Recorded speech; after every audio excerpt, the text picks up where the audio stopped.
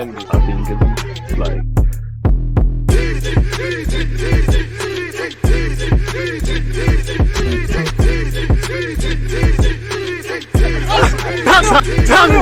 People deluded, I'm back again. Come on, Ian, bro. Come on.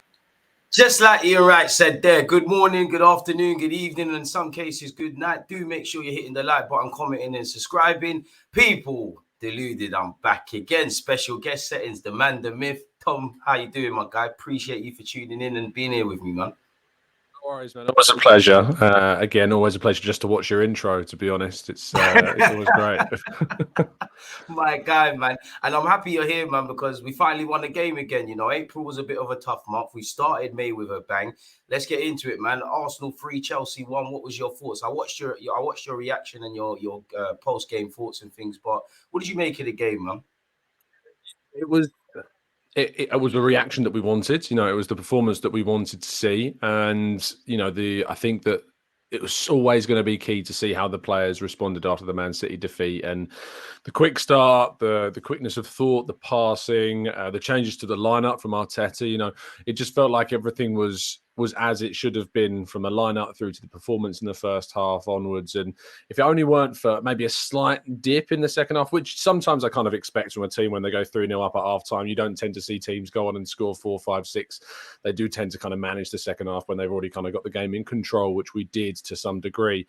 But yeah, overall, very happy indeed with how we responded.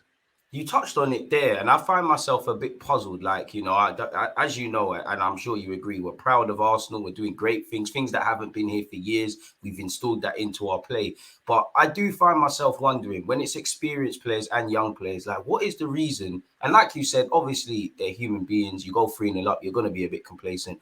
But I felt in that game, we started well, as we always do. We put them to the sword. We're playing well. The fans are roaring. The players are up for it. We scored 3 goals. And I won't quite say we took our foot off the gas, but it did feel like that, similar to a degree Liverpool and West Ham. Why do you think that is? It's tough to know exactly the reason. I think there's part of it that's the reason why it being is just we wanted to kind of manage the second half somewhat. And just we knew that we were playing on Sunday. It was a midweek game rather than a weekend game. And also, I think that there's always an expectation that you can't dominate a team for the entire 90. And eventually they are going to have spells of their own. It's about how you then manage those spells and can you counter on those. And against Liverpool, for instance, we never really got on top of the response from Liverpool. It was just constant battering. We weren't able to take control of the game. There was, I think, a brief spell in the second half for like 10 minutes where we got on the ball a bit more. But again, Liverpool just came back and we lost control of that fixture. And it was inevitability that they would eventually get a couple of goals and it could have been more in that fixture. But yeah, for Chelsea, they just lack the cohesiveness, the togetherness of that Liverpool side. They lack the quality as well. And it's just a team of individuals. So it was a lot easier for Arsenal to, I think, manage through the second half. It is, I think, difficult to kind of gauge sometimes how good you are in a game where you're playing against an opposition that just looks so fractured and so disjointed as Chelsea do right now. Trust me, I'm loving every second of it. Don't get me wrong. Amen. But it's difficult sometimes to gauge a performance. What I can gauge is obviously we're still capable of playing some great football. Odegaard showing some really good composure in the box, and I think players like Gabriel Jesus, Xhaka not looking tired, as has been described by some for a few weeks. I think Xhaka looked on it again and was a real threat for us. So yeah, all of those things I think have combined to see a good performance against a very weak side. I think you're right, man. And I think a big thing I love that with Arsenal is I think in life, you've got to enjoy what you're doing, no matter the pressure is a privilege. And it is a privileged position to be fighting, going toe to toe with a Manchester City side. It was nice to see we're back playing with a smile on our face. And I think that's something that in the last couple of games, I think against Liverpool, as you said, we looked a bit shell-shocked towards when the Anfield crowd got on top of us. West Ham, I think, was very complacent. Southampton, it looked like for me that we was considering too many external factors. So when that first goal went in after 30 seconds, we're very emotional, and it was nice to bounce back. You touched on it there, and I must admit, just off topic, like I knew Chelsea were bad, and I did a couple of previews with some Chelsea content creators, but I couldn't believe it. Like you said, they were disjointed, blunt in attack, shambolic in defense, a team of individuals, a team of, in many ways, just it's Harlem Globetrotters, a lot of expensive players, a lot of decorated players, but ultimately no soul to their football. Focusing on us though, the January signings, we bought them for moments like this. Let's start with Mr. Kiwior before we get on to Jorginho and Trossard. What did you make of him? What did you make of his impact? Because I personally feel, you know, the sample size on Kiwior is quite small. He hasn't really played much, but I can't get at him for the Chelsea side not being great. I think Newcastle would be a different test, but I liked how Kiwior played. Still looked a bit raw, but he allowed us to play more of our natural game that you don't get with Holding, able to press up the field. And you saw it, you know, we're getting into lots of pockets of spaces. He was getting very deep with Aubameyang. Yeah, do you think he's a better option than Rob Holding? What did you make of Kiwior? Yeah, I did. We did a dedicated scout report on him on Football London for the game, which we're trying to do in each game now. We're just going to pick someone from the lineup that's a bit of a story and then focus on them during the game. Yeah, and I think Kiwior was always going to face pressure from playing in and out of natural area of the field on the right-hand sides. And I was talking actually to a couple of the journalists in the press lounge before the game. We were talking about why has Arteta never played two left-footers. And one of the conclusions we came to is that left-footed centre-backs tend to always skew to the left-hand side. So if you play two left-footers, it leaves the right-back quite exposed. Now, in the sense of Arsenal, I think it's easier for Arsenal to play two left-footers than two right-footers because we have got kind of a defensive right-back option in Ben White, whereas on the left-hand side, we've obviously got Zinchenko, who likes to venture forward. So I think that dynamic actually still suits Arsenal more so than if it was two right-footed centre-backs playing next to Ben White. And I think that Kiwior started the game a little nervous. There was a little of an aerial duel that he missed out on in the first minute. He gave the ball away, but then grew into things, I think, quite swiftly, adjusted very quickly. I think that was helped by Arsenal's confidence in the game and on the ball. And that, I think, is going to be key for a young centre-back. You know, Saliba at the start of the season was great and individually was great, but I think also helped by the overall team's performance being consistent. Whereas at Marseille last season, there were times where Saliba made mistakes because Marseille were vulnerable. You look at the February time. Exactly. Echo what you're saying, yeah. So I think for Kiwior in this season, he needs a team like Arsenal playing in these games that are going to be very composed, very much in control of the game, lacking or against a side that are lacking in a lot of threat. And I think that if he starts against Newcastle, for instance, that'll be when we really see what Kiwior is capable of, because they're a very good side, Newcastle. We're talking about a team that are, you know, easily going to be beating sides like Chelsea and have already got a good result against us this season at the Emirates. So if Kiwior does start, which I'm expecting him to, I think that's where we'll see his mettle really tested. I'm with you, man. I think, like you said, his mettle will be really tested. Newcastle are an informed side. St. James's Park is a nasty ground to go to on the best of days, much less with their form. Obviously, they've got a physical advantage in our players. You know, they're a very good team. They'll make the most of set pieces. So if Kiwior can come through that, I think we're in good stead. And you know what, with Kiwior, I know we've kind of, football fans or specifically Arsenal fans, we're kind of focusing on what we need to do in the last few months of the season. But I think we need to remember Kiwior was obviously brought to contribute in some degree this season, but it's more for years and months as he grows. It ideally puts pressure on Gabriel, shows his versatility and continues to grow with the side, really. Like you said, I think you made a great point. He did grow in confidence. I remember there was one shaky pass to Zinchenko. Other than that, he got going, and I expect him to have that. He hasn't played too much. There's probably a bit of nerves. You know, he's a young man playing for Arsenal. Again, it can be a bit daunting, but he came through it very well. What did you make of Jorginho, man? Because I think he's very cheeky on Instagram. I know you've seen it where he's putting up the clip where he sat Enzo Fernandez down. Jorginho was brilliant in my opinion, but what did you make of his role? Yeah, I think it was really important that he started this game over Partey, because Partey's had, you know, a couple of really emotional games, I would describe them, where he's kind of like allowed the game to get away from him and he's reacted to things where he shouldn't have done, and that's affected his performance. Whereas Jorginho is very much a calming presence in a side when he plays. He's not rash. Yes, he can get turned and then he's scrambling to get back a bit. That's only down to his physical attributes rather than, you know, his mentality or his ability. His football IQ is very high. Exactly. He takes the ball, he plays it out, he plays it forwards when he needs to, he plays a safe pass when necessary.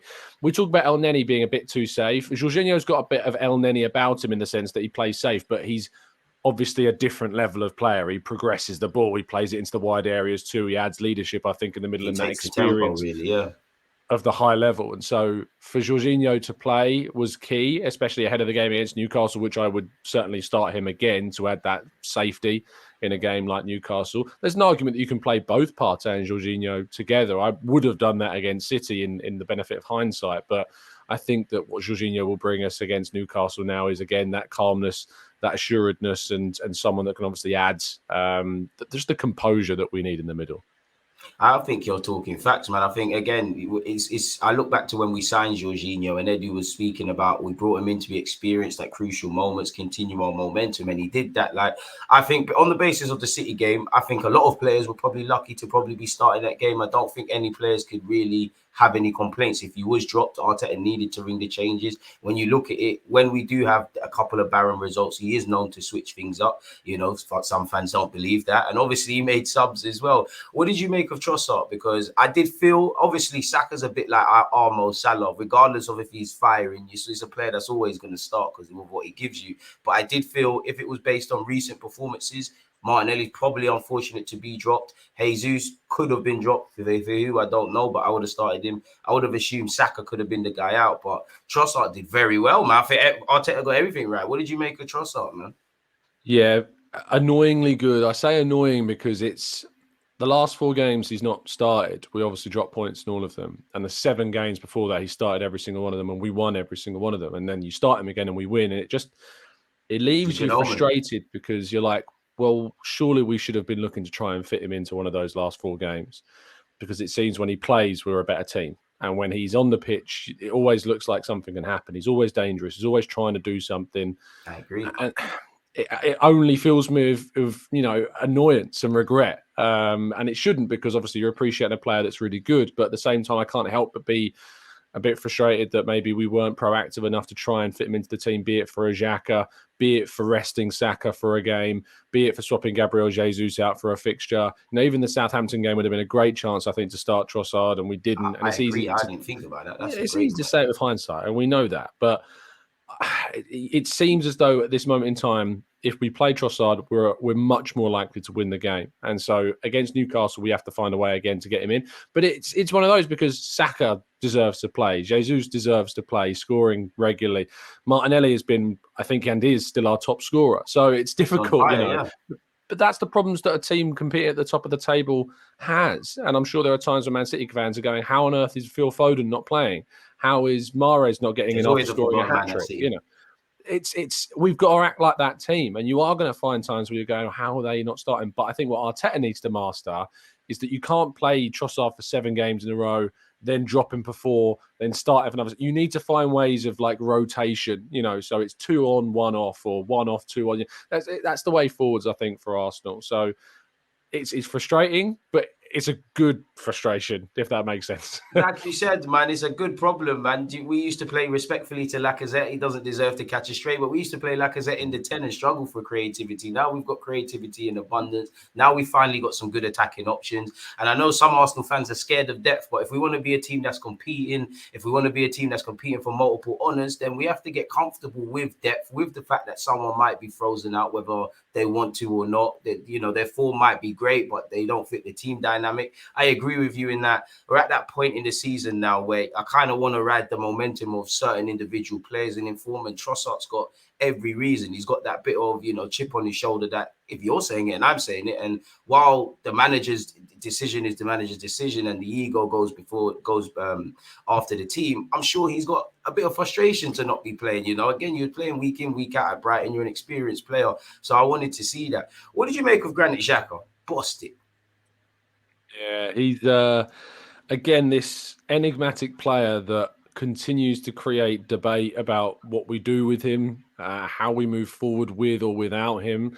And it's performances like we saw against Chelsea, I think, that demonstrate perfectly why he continues to divide, continues to create these internal conflicts for fans, because people talk a lot about the fact that we need to replace Xhaka. We need to bring someone that's going to be better than Xhaka. And I think we need to get away from this word replace and start moving towards words like upgrade, because teams like, you think about, again, I go back to Man City because they're the example. They're the team that you need to be looking to. Fernandinho wasn't replaced by Rodri. Fernandinho was upgraded on by Rodri and kept for a number of seasons whilst Rodri was there. He was on his last legs, essentially. You can't underestimate his impact off the field as well. And that's why you need to make sure you do that again with Xhaka. And I know some people have wanted to be shot of Xhaka for a long time because he's done things in the past that have frustrated them. But now we have to appreciate what he brings to the team and what he's doing in the team. And we're in a title race because of a lot to do with his contribution to the team this season. And again, that showed with the passes into to Ødegaard, that were really good, getting into that position twice in the box, 3 times actually in the box where he could have scored. One ended up in a goal. Exactly. One with Azpilicueta's crazy back header. The next one that led to the goal is Jesus. And the third one, which was a shot that was parried by Kepa. Any of those could have ended in goals had it not been for a bit of, better finishing or better decision-making in those moments. And that's props to Xhaka for being there. But the passes to Ødegaard were brilliant. I mean, the defending is comical, especially when it's a carbon copy. I made the joke yesterday that the Ashburton Army, of course, that missed the first goal, if they didn't need to watch a replay because they just got to go and watch the second goal. So it was exactly the same again. True. That was fantastic from Xhaka and really highlighted what he brings to the team going forward. I don't disagree with anything you said. I think you could say what you want about Xhaka. You could say you could upgrade on that role. Me personally, where the 8 and the 6 role were concerned, I think we could do with competition or long-term heirs to that throne. But I don't think we should get shot of Xhaka. I think the first reason is, as you've seen, whether we've been in the Europa League, been in No Europe, had Champions League a few years ago, we have suffered with injuries. They're an inevitability. Xhaka is one of the most ever-present players that we have, really. And that is one of the best traits you could have. He's always available. And I think people underestimate how much Xhaka not being there could impact, or anybody really, a key player, what Arteta is trying to do. So I think he's always there. We all know his experience and what he offers on the field and off it. I think he's obviously a decent player, reinvented himself. I think he's someone that I like him because he always fronts up to the music. He doesn't mix it. He doesn't mix things. He will say if he made a mistake. He's someone that you want to go to war with and indirectly go to war for. And kind of makes me think, and I'm being a bit reactionary now, but when I look at our midfield, as I do think sometimes you miss Xhaka, sometimes you miss Partey, and we need to keep both of them. There are games where I think to myself, when Partey's really on it, if Partey had an 8 that was a bit better than Xhaka, what would he be saying? But now I'm starting to think, and I still think it with Xhaka, and now I'll start, not that I know Arteta, but I'm starting to think, is Arteta more looking for someone to play with Xhaka on a regular basis versus Partey? And I say that because I think Partey is the better player, when they're both on their day. But I do think Xhaka plays more to his maximum, like the best Xhaka, and Partey doesn't really do that. Partey is very good. And then sometimes every now and again, you get the Man United performance of a few years ago or the North London derby where he's on it. Do you think, for example, if Declan Rice was to sign, he's more likely to partner Xhaka or Partey or someone of that ilk? I absolutely see what you're saying, especially about kind of the consistency of playing at the closest to your peak. I think you're right. I think Xhaka is probably our most consistent performer this season. Saliba obviously had a bit of a dip after the World Cup. Gabriel had a dip at the start of the season. Ben White's been flitted in and out of games at times despite being really good. Zinchenko's had dips. Ødegaard's gone missing in some bigger games this season. Saka's had dips as well. So have Jesus and Martinelli.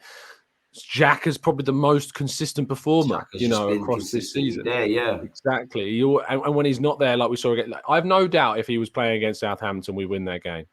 In the same way that if we hadn't made the mistake at the start, I think we'd win that game. So it shows you the importance of how big of a factor he is in this side. But you're right, Rice coming in, I think honestly Rice can play either of the 6 or the 8 role. I think the goal that he scored against Ghent in the Conference League, that brilliant run through, that shows the technical level that he has. And he's actually scored, a goal since as well. Was it against Bournemouth? I think he scored. He's been finding the goals, man. He's showing Arteta that he's a multifunctional midfielder. Get it done, get it signed and sealed, man. Absolutely. So, and fingers crossed that's going to be the case. He's the number 1 target in the midfield for Arsenal this summer. That's who we want. And I think obviously that is the type of signing Arsenal need to start making if they want to establish themselves at the top. But Xhaka, I think, is going to be part of that establishment. He said he's not going to leave the club until they do something special. And I think we know that finishing second is it's great. I love the season we've had. It's a great show of progression, but it's not the special ending that I think Xhaka was looking for. If we'd have won the league, I would have been interested to see what he would have done. If he would have then taken that as gone, great achievement. Now I'm going to move on. It would have been intriguing to see how he would have reacted, but we likely, won't be doing that this season now. But how he progresses still and how he figures in the dressing room is going to be important for us. I think that's a great point, man. I think on the face of it, had you have won the league and things like that after how it started for you, I don't know. I don't like to say how it started for you at Arsenal because I do think he was misunderstood, but how it started and how Arteta's rejuvenated you would have been great, but it would be unfinished business. And regardless, I think we need to hold on to a couple of those players. If we go back to the Chelsea game now, the only thing I can really put as a mark against us is it felt like a bit of Leeds, Crystal Palace, potentially Brighton away, Leicester at home, where it's one-way traffic. We dominate the game and it's all smiles and we won. But I know I'm being very harsh, and I'm only being cruel to be kind, because we need to change our thinking defensively. Why did we concede? Why is there a lack of clean sheets? Why do we have this sort of aspect of our game of kind of giving team something? Because I'm pretty sure you saw the tide of the game. I would say just before we conceded, you could see that there was nervy moments. Like, I think the goal scorer, Noni, he had an opportunity where we was behaving like Chelsea, where we've tried to clear it. It's coming off other players and he's tried to go round Ramsdale. Unfortunately, it didn't happen. And I do think sometimes in games that happens. And I want my players to kind of take that as a warning, and we don't. And a few seconds later, we concede. Like, why do you think we concede? Because Chelsea haven't been scoring as great as they are. They haven't been scoring, but we had to be the team to give them something. And we laugh at Chelsea, but they've still conceded less goals than us this season. It's crazy, isn't it? It's 38, crazy. and we've conceded 39. And, City as well, to be fair, have conceded 30, which isn't the least in the league. Newcastle are the least in 27. 9 goals more conceded than City is the reason why we won't win the title at this stage. It seems like a small number, but 9 games, that's the difference between 9. That could be 9 goals. Sorry, it could be 9 games worth Sometimes of points. for winning positions as well, like exactly. Southampton away, man. You're right, 100%. And so that needs to factor into what happens next season. Why we're conceding goals, it's difficult. I think one of the reasons, obviously, is we're playing a more expressive form of football with Zinchenko in this left back position. And there's a persistent call to play Tierney. And I think that there are arguments for that in certain games. Like, we could have played him against City. We could have played against Tierney Liverpool a lot sooner. Exactly. Could have brought him on against Liverpool sooner. We could play him this weekend against Newcastle, although I'm not too keen on giving them any more reason to sign him. Yeah. But we could play him on Sunday as well. I think the trade-off is worth it with Zinchenko. I think that he brings so much going forward, and that showed in both the first 2 goals that we scored against Chelsea. The contribution he makes to the team is so important. I also think it allows us to play with kind of this single pivot figure, because Zinchenko supports that defensive midfielder as well. But you are going to have the drawbacks, and the drawbacks are the Madueke goal, and where he switches off and unfortunately has the ball played in behind, and it's a really easy position to get into. I agree. It's how you then try and mitigate that. Now, does that mean that Gabriel has to do more? Does it mean that Xhaka or Partey or Jorginho has to do more? I think it probably does lean onto that more than it does Zinchenko, because Zinchenko is what he is ultimately. He is going to be upfield. I agree with that. You've got to accept him for what he is. You have to accept him for what he is. Yes, he could be better in the tackles. Yes, he could not get nutmegged by Trent in those, but they're individual moments. I think that. Yeah, I'm sorry, but he has to be supported by those around him. And Gabriel's doing a great job. But I think that we could do more maybe in the system to support. And maybe that's on Martinelli or whoever's the left winger as well, to be more supportive on that left-hand side too. Maybe we've come a little bit too, I don't know if complacent's too strong, but maybe too overconfident in how much we can commit forwards without necessarily going backwards. But also a lot of it comes from not making silly errors and not giving the ball away in dangerous positions like we have done. If you look at the number of goals we conceded, I'd be willing to bet that probably more than 50% of them you can find an error in on Arsenal's part for why we've conceded. So, yeah. I think you're right. And I think it goes back to what we said at the start about, for us to go to that next level, we need to love the dirty aspects. Like, I'm sure in your journalism world, there's many single traits of your job that you love. There's parts of it that you probably despise and don't have much time for, but you recognize. Yeah, I've got to come onto other people's YouTube channels and talk all the time. This guy. But yeah, even stuff like that, you recognize that it's a necessity. I think you made a great point in that. I do. Yeah. If Xhaka can start scoring goals and improve, then I think it's a bit different. But Zinchenko, you can defend a lot better. Like, you can learn things. I don't think you're ever going to be an elite defender. And I do think we've got to remember, essentially, he was a centre mid that saw an opportunity to get game time. So naturally, he doesn't think like a defender. That's why you get caught flat-footed. I think you've got several players do that. I think we're quite poor on the transition. I think at times, unfortunately, we're a bit emotional, and I hate to use it, but we do have players with a bit of bozo moments. Like, I love Ramsdale on Gabriel, for example, and it's not just them, but they do go through a bit of, heart in mouth moments. And that's not just them, really. And you made a great point in a series of errors. I've seen us lose the ball. I go back to the Spurs game at the Emirates. Saka's dispossessed by Bentancur. It's seven Arsenal players, against 2 in midfield, and then we've not dealt with it. And ultimately, it's led to the penalty, I believe, with Gabriel. So I think we've got to kind of learn that. In the same way, I think with Tierney, while I like his willingness when he does play to play that inverted role, you're never going to get a centre mid standard like Zinchenko. You're never going to get an elite defender. So it's just down for them to improve in what they can. Maybe do something in the transfer market. And for Arteta to, like you said, mitigate against it with other personnel or know when there's a time and a place, essentially, really. How do you feel about the fact that we've got four players on 10 plus goals in the league with Odegaard, Jesus, Saka, Martinelli? I think I've got all of them. It's great stuff, isn't it? I think. Yeah, it's absolutely brilliant. Like, obviously, I'd like to see the number 9 feature more and score more. And when you know what you're up against, and I know that the easy response to that is to say, well, look how many of Man City's players feature in the top 15 scorers in the table. And I think it's still just Haaland that does. Yeah, well, when you've got his catalogue of goals, you can probably let that one slide, ain't he? And it's not just that; it's obviously the defence and the midfield that they've got, and someone like Rodri in there, and how they structure themselves, and how they just lack. As I say, they've only conceded 30 goals compared to our 39. But what Arsenal are doing is, I think, rightly, if you are a team that plays as collaboratively and with the style that Arteta wants, it's never going to be around one centre forward. And that's why it was never really going to work with Aubameyang as our number 9. And that's why I think you saw yesterday, as we saw so many times when we went and played against teams that would boss the possession, an isolated figure that was just effectively, with all respect, useless in the game, because that's not what you need.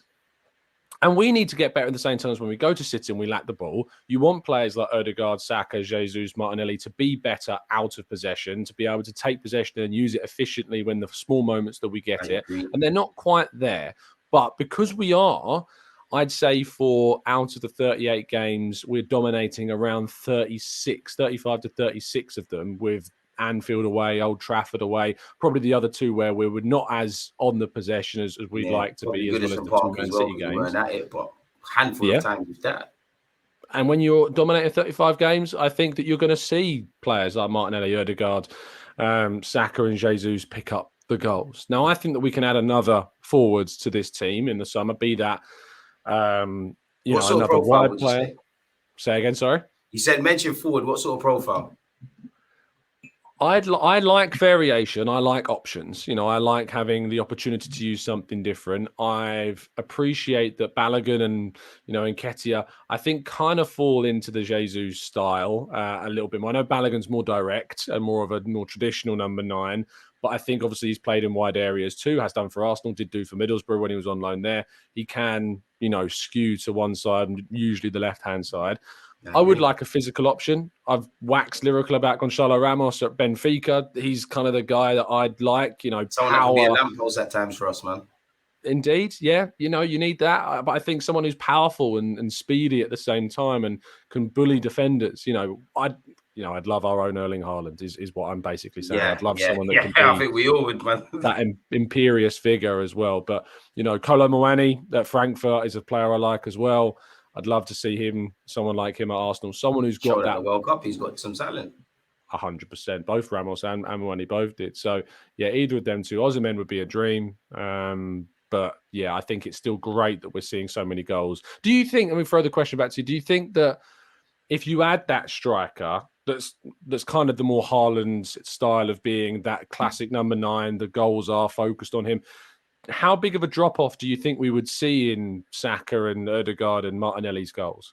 I don't think you would see much of a drop-off, really, because the City lads are still relatively scoring now. Obviously, if we were to get Haaland, or a player of that, you want to give them a lot of service. But I don't think it will. I think even Haaland, I don't know why, but after the Community Shield, people said he would struggle here. Then there was a period where when City weren't on top of teams, where, like you said with Aubameyang, he was an isolated figure. I think the difference is, he's young, he's impressionable, he's learning under Pep, and I'm sure you've seen it. Like in the last few months, weeks, whatever, Haaland's general players come a long way. Like, unfortunately, he showcased it against us where Holding tried to get tight to him. He's knocked it off to Kevin, and they've did what they've needed to do. I mean, naturally, if another attacker comes in already, there might be less game time for everybody, whether that's off the bench, on the bench, starting. So naturally, that could have a filter. But I personally think good players will always thrive with good players, really, and that might actually help them. Like, I know he's not quick, but a Giroud with his link-up play, that might give Saka and Co an outlet, because, you know, a bit like what Alexis Sanchez used to say, like to do to Danny Welbeck, I'm going to pass him the ball because I know he's going to pass it straight back to me. So I think it would help. And I think it would also indirectly help Saka in terms of personnel, because if we did get that more physical number 9, assuming they're on Jesus' level and scoring goals and things, Jesus might find himself having to play out wide, and that could obviously have a knock-on effect for resting Saka. But I agree with you. I think we need it. I think we need it in terms of maybe being a bit direct, but I also think a more physical striker helps us defend a bit better, especially getting out of our half, which we couldn't do against City. And I was really like upset about it at Anfield, especially in the closing errors of the game, because I like Trossard in the false 9, but as you know, there's a time and a place, and he's not going to win too much against Virgil van Dijk. If nothing more, Van Dijk against a more physical opponent, he's going to foul him a couple of times. As you know, we get further up the field. So I agree with you, really. I think there's scope to bring in either another winger or another striker. Again, I'll never say no to quality, but I just feel we're getting very good balance there. And I feel unless somebody leaves, that's a regular, or in a couple of years Trossard is declining, I don't think there's a need unless they're undoubtedly better than what we have. So I'm with you with that. I think if we could get a physical number 9, if we could get a couple of centre mids, I still want Ivan Fresneda at right back. And I'd actually say a right-sided centre-back on top of anything else Arteta wants. We get that, and I think we continue to cook, if I'm completely honest with you, man. Keeping up the theme with transfers, man. What have you made of, you know, free Haaland boys? Let's start with Charlie Patino. It's come out that, you know, he's saying the pathway isn't quite there, rightly so. He wants to develop as a footballer, and while he's not gone yet, it seems like, based on reports, he's leaving. Yeah. I spoke to someone close to the player last week, and what I was basically told is that it's all to do with timing, unfortunately. It's a case of Arsenal are going into the Champions League next season and are going to be looking to strengthen that midfield massively. You know, they don't, as we've been talking, we don't want to replace players. We want to reinforce the existing options that we have. So Jorginho, Partey, Xhaka are all probably going to be there next season. We're extending El Neni's contract as well. I don't think that affects anything, but, you know, he's going to be there. Exactly. We don't know what's going to happen with Sambi Lokonga. At this point, he could still be there. There's suggestions that maybe he goes out again. Exactly. We don't know what's going to happen. And if we were talking like 2 years ago and Patino was at this stage, we might be seeing Patino come into the team next season. But there just is not the pathway for him. And Arsenal, I think, would be open to sending him on another loan next season. But this isn't Arsenal's decision regarding him going out permanently. This is coming from him. It's what I believe, is being advised to do. And I think it's completely fair. If I take my Arsenal hat off, you know, if I was Patino, I would look to emulate what Jadon Sancho did, for instance, and find a club that are going to play you at an elite level on a regular basis and raise your profile. Because there is too many examples now of, unfortunately, players that have stayed at their club. I mean, you look at Reece Nelson, for example, you know, stayed at the club, didn't see the pathway there. We had Pepe, you know, previously. We had Iwobi still there, I think, when he was coming through.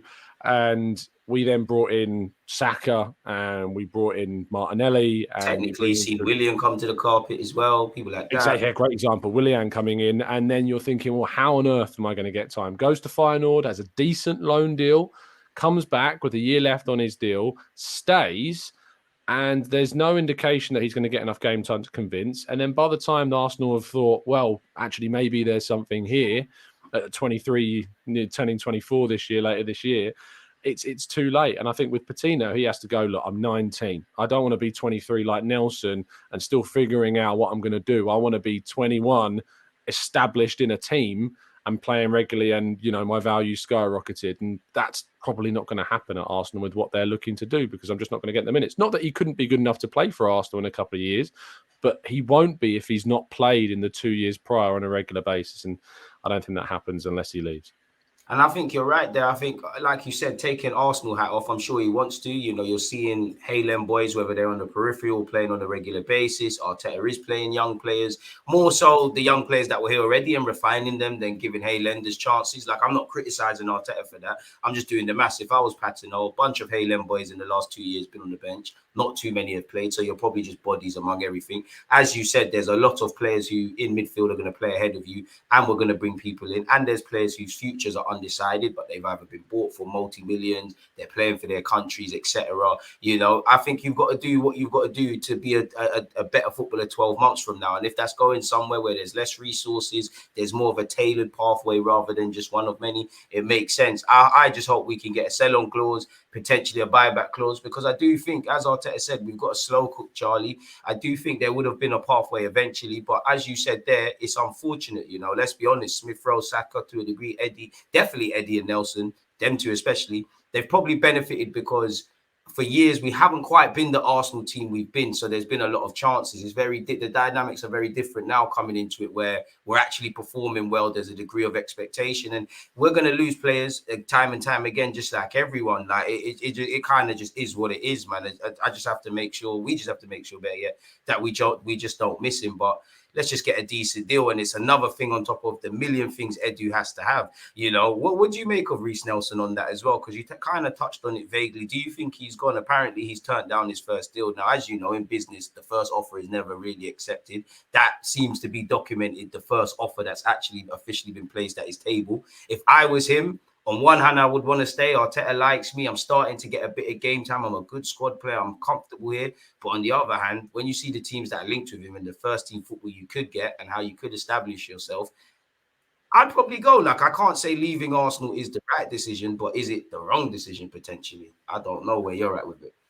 No, I don't think it's the wrong decision if he leaves. I've been saying for a while, if I was him, I think I would leave. I think he needs to find himself a club that he can establish himself at, similar to what we're talking about with Patino, but it's a few years too late. But he's still got, at 23, you can still recover. You know, you can still get yourself into a good team and playing regularly at a good level and then build yourself back up again. Something. Exactly. Players, you know, peak late, and sometimes players come through late. We saw that of Olivier Giroud, you know, came through at Montpellier at 25 at the top level, you know. They need to make his story into a movie, really. It'd be a box yeah, they do. Yeah, they do, exactly. So the same can be said for Nelson. And I think that Brighton is a interesting profile of club to move to. I think it's a very Brighton style bit of business. I do have a small concern about that for Nelson, and obviously they've got players like Solly March and Mitoma, and they look definitely play there. Yeah, I mean he's going to be facing competition, but if another team further down the table was say to come in for him, that have got, you know, ambitions of trying to be slightly further up in the table. You know, you think about, say, a Brentford, you know, for instance, like a Brentford could be a really good place for someone like very good move for him. So I think the right thing is to move. It's interesting though that he said in the winter break, because he was out in Dubai obviously with the team, and my colleague Kai Karnik was out there as well, and he actually asked Nelson about what he wanted to do, and he said he wanted to stay. He wanted. Yeah, every interview is saying I want to stay. I want to stay. So I don't know if things have changed, or you know, if this is just tactics. I don't know. Maybe the contract is just not what he's looking for, and maybe it's not enough to convince him. It didn't seem like when it was reported by Sammy Mokbel that the contract being rejected was like he's rejected and like Patino he's going. It was like he's rejected the contract offer. Not that it's done, it's just been rejected. So that it could still be that he stays, but I feel as though at the moment in time it's more likely he doesn't.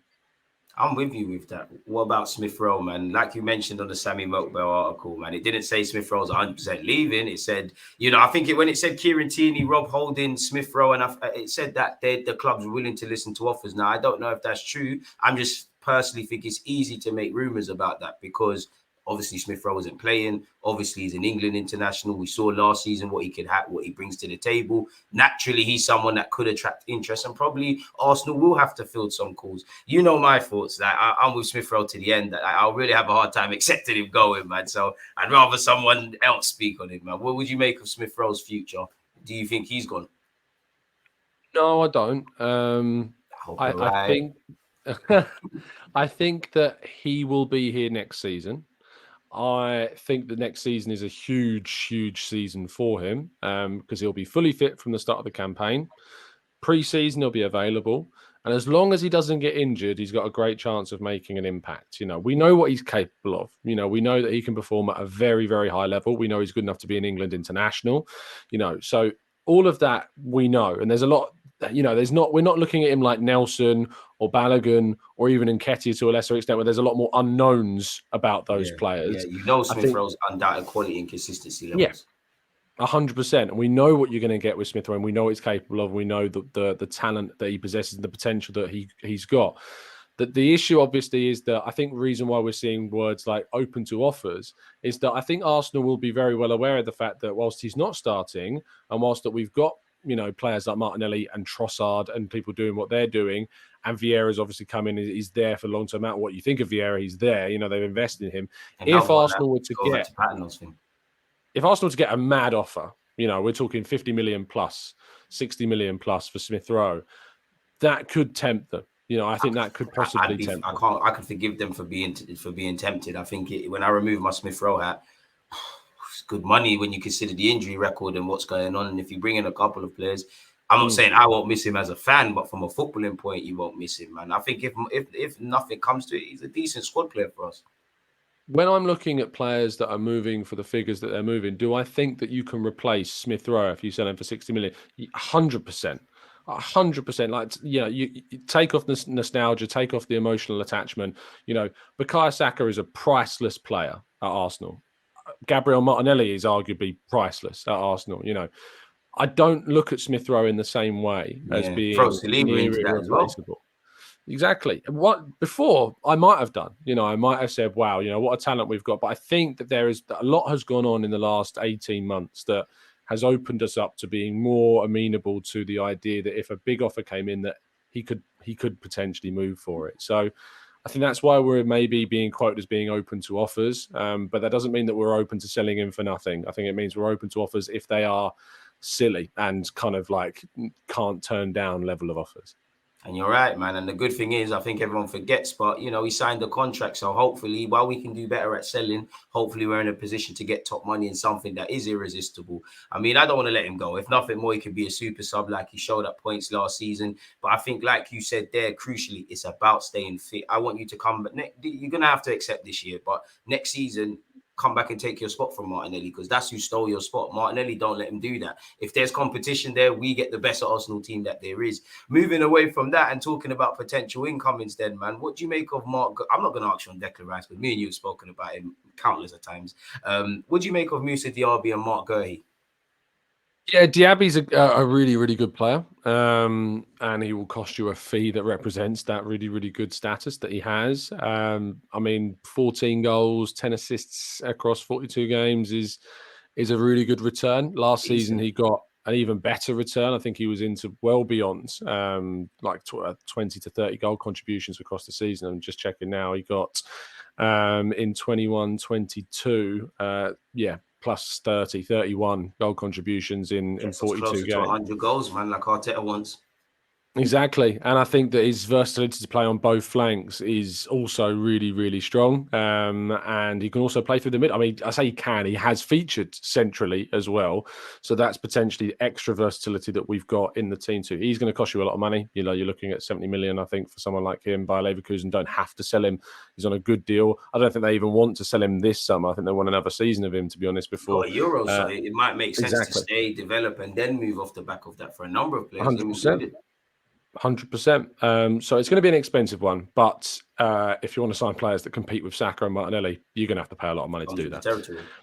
Mark Guehi is, again, a player that, like, ironically, has kind of taken the route that Patino and others are taking, where he's leaving that big club and he's going to play for someone like Palace, where he's trying to get more regular game time. What I like about Guehi is his technical ability is good, you know, for a centre-back. And if we're looking at trying to bring in, you know, a ball-playing defender and someone that's got a greater ability to help build up play, Guehi's got that now at a Premier League level, and has had that for some time now with Palace, of course. And even though he featured in small amounts for Chelsea, I think it was during that season that they couldn't buy any players, and Frank Lampard was boss. Was it when he was playing with Tammy Abraham as well?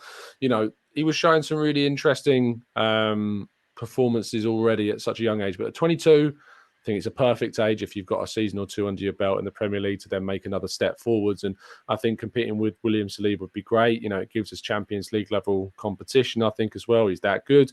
So, yeah, if Arsenal can get hold of someone like Mark Gay, again, it's going to be expensive, but any player that competes with the starting 11 side is going to have to be expensive. Look how much City played for Calvin Phillips, for instance.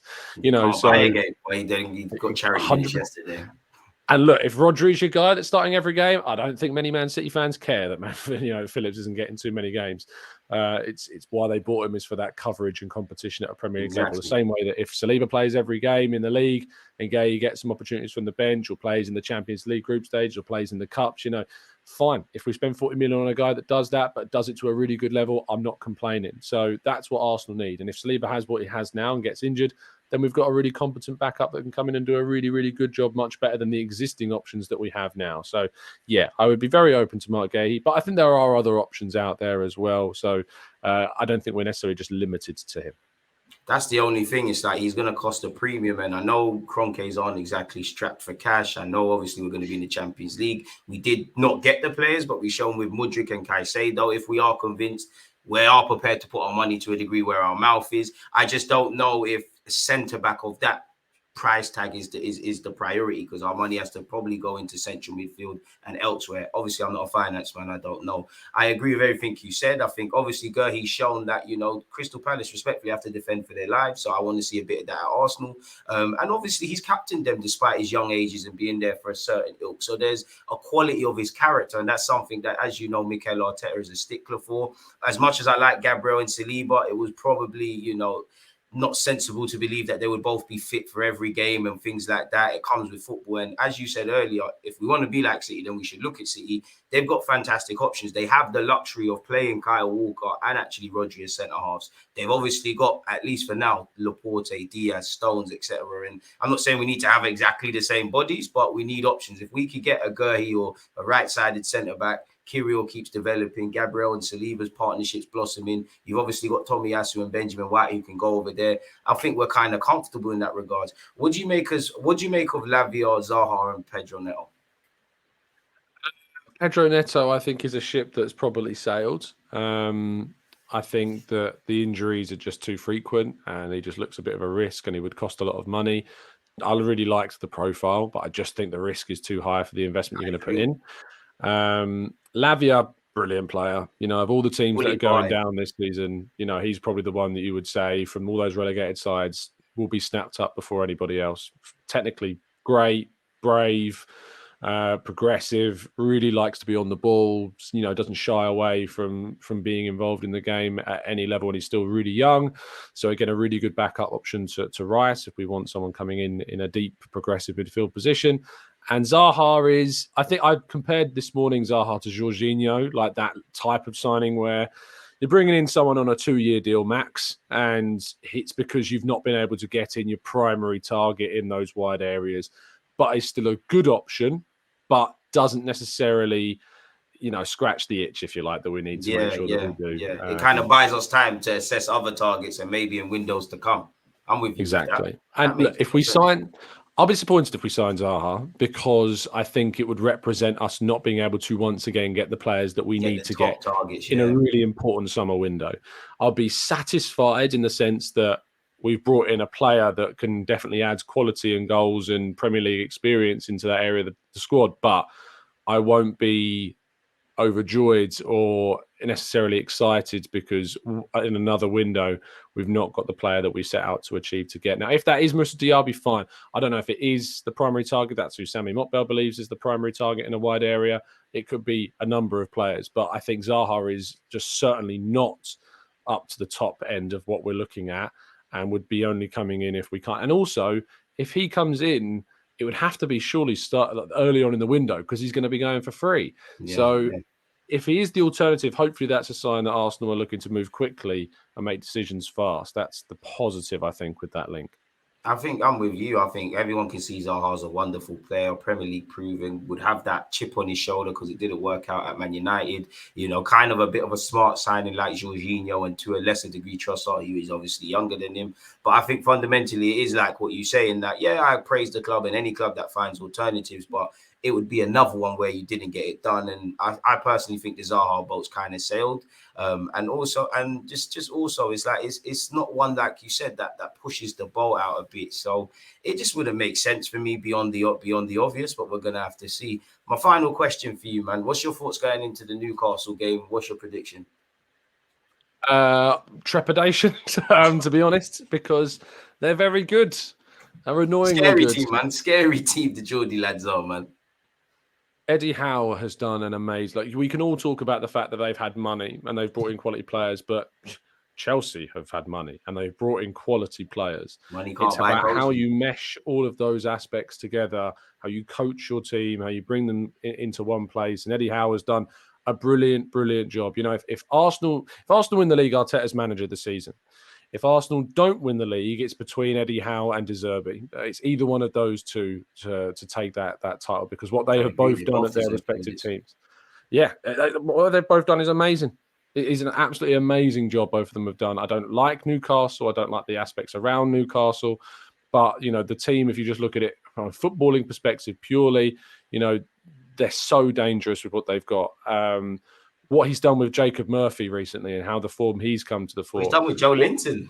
He's made some really 100%, bog standard players 100%. look amazing, man. Like, look at, I mean, they've got. It's not like they've just taken that Newcastle team, moved it on, and brought in a whole new 11. They have raised the level of existing players like Murphy, like Joe Linton, like Cher.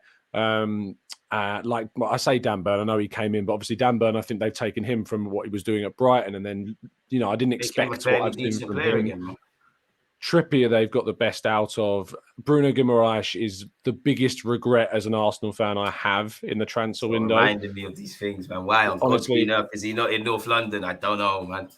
If Bruno Guimaraes was playing in our left 8 position, and this isn't a slight on Granit Xhaka in any way, but if he was playing in that left 8 role, I have no doubt that we probably would have won the league this season based upon what we've seen. He would have been that good for us. So quality. That's even gutting. Our boy Joe Willock's out there doing well for them, man. 100%. Sam Maximan, who used to be their best player, has barely figured, and they've not missed him. And Miguel Almiron, another player that's gone to another level as well at that club. And then they've brought in Callum Wilson recently. Then they brought in Alexander Isak, who's obviously, we know, a great footballer. And we were linked to again. And the price tag was kind of always a bit, should we go there? But I think he's looking to justify that investment. Now it's looking like maybe we should, really, with some of the things he's doing. So my head thinks that we'll drop points in this game. And I don't think that. Yeah. But if Arsenal can go into it and play the way that we know that we can play, and we're capable of putting in a performance that is controlling, because without the ball, Newcastle are good defensively. But also without the ball is that you do take away the ability of players to do what they do best, which is obviously like we're not talking about Isaac, etc. Exactly. So the best way we got of winning that game is by having the most possession, which I know sometimes Arsenal have the most possession in games and still don't win, and it's not everything. But against a side like Newcastle, I think if you can keep the ball as much as possible, you give yourself the best chance of winning this game. But you have to be clinical, because the chances that you get, and they are going to be few and far between, I think, you have to take them. And that's what will be different between the two teams. Is if Gabriel Jesus is in front of goal and Alexander Isak is in front of goal, I'm backing Isak at the moment more than I am Jesus to finish off the chance. So that's the question mark about this game, is that when they get the chances and when they come, who's going to take them? At the moment, that's why my head feels like Newcastle will probably take more from this game, is because I have more faith in their finishers than I do in our own right now. So, but I'll still go with the optimism and say Arsenal will win 2-1. I'm going to go with 2-1 as well. I think first thing that kind of scares me is that unfortunately, as a team, we're a bit naive. They're very street smart, and all it needs is a second to change a game. I'm expecting a physical test. I'm expecting the atmosphere to play a part. I'm expecting them to make the most of set pieces. I'm expecting them to be confident as they should. I hope it's a bit like the Emirates, where I kind of thought all of these things, and then they came to the Emirates, and it seemed like they was a bit intimidated. They kind of bought into the Arsenal hype. They sat back. We should have had a penalty. We had an inability to break down a low block. Obviously, to keep our tiny title hopes alive, we need to win. They're probably going to be in the champs, but they're going to have to keep going until it's sealed. So I think it should be a good game of contrasting styles. I think Eddie Howe deserves all these plaudits. Like you, if I had to go with what I truly believe, I think we drop points. I just think it's a test too much for us, but I'm just going to go with 2-1 Arsenal, really. I want us to avenge the sins of last year. And I can't remember his comments, but I remember reading something about Xhaka and how he felt. And he said how they outmatched us, they outfought us. For someone who's prideful like Xhaka, and I have to assume he's speaking for the whole team, as professional athletes, it can't be nice accepting that. You know, you can accept losing, you can accept people being better than you, but people wanting it more, being more competitive, not really having a sniff, I think that's difficult. And I think we need to kind of right that wrong. And as much as we've been good away from home, there has been grounds that we kind of struggle at, that we haven't won at. You know, Goodison Park, St Mary's, Old Trafford, Anfield still have gone without us, as great as this season is. That record isn't quite with St James's Park, but I want us to win there, and that's a ground where I've seen us go 4-0 up and not walk away with 3 points. So I don't want any complacency if we put 1 or 2 past them, man. So I'm like you, I'm going to back it and say 2-1 Arsenal. Holding said we need to win all our last games. Hopefully we've got a positive, you know, kick up the backside now with beating Chelsea, not to where it's complacency. And hopefully when you're doing your reviews and I'm doing my reviews, it's something positive, man. But Tom, this has been a fantastic, I think it says 55 minutes. What content have you got to come out today? I know you've probably been streaming this morning and whatnot. You know, you don't sleep, mate. Like... yeah, the 8 a.m. show is up and out. And we do that every morning at 8 a.m. UK time. We'll have a preview going out for the Newcastle game, most likely tomorrow. And then I'll be there on Sunday for the long trip up. I'm coming back on Monday. Long trip. So shame that it's a 4:30 kickoff. I much prefer it to be midday-ish for a Newcastle, because it means you can get up and back in the same day. But 4:30 makes things trickier. My thoughts go out to Charles Watts, who's going to be driving up and back on the same day, which is a hell of a task. Commitment and a heart. Shout out to Charles, man. That's a madness. Yeah. Indeed. I'm going to be staying in a hotel. Very, very happy to hopefully enjoy the evening. I had my stag do last year in Newcastle, and it's a great city. So, yeah, I'm looking forward to going back and enjoying that in the evening. But hopefully it's not just positive memories, man, and it's 3 points for us over there, man, and we don't go out like certain North London clubs. Indeed. That shows you the task we've got. But no, always a pleasure to join you, mate. And, yeah, anytime. No, I appreciate it, Tom, man. I appreciate you being on my platform. I'm always there to be available on yours. I love speaking Arsenal with you. People, as he said, better yet, 8 a.m. shows out. Go and check that out. There's probably, by the time you lot see this, there's probably even more shows. So, yes, like, subscribe, do the rest of it. Let us know your thoughts. For now, though, we're going to love and leave you. Hopefully, the next time we speak or whenever I post-match content, we've beaten Newcastle, people. But for now, we're out, man. Appreciate you, Tom. Let me let you get out of it. Safe, man. There's always just that. I think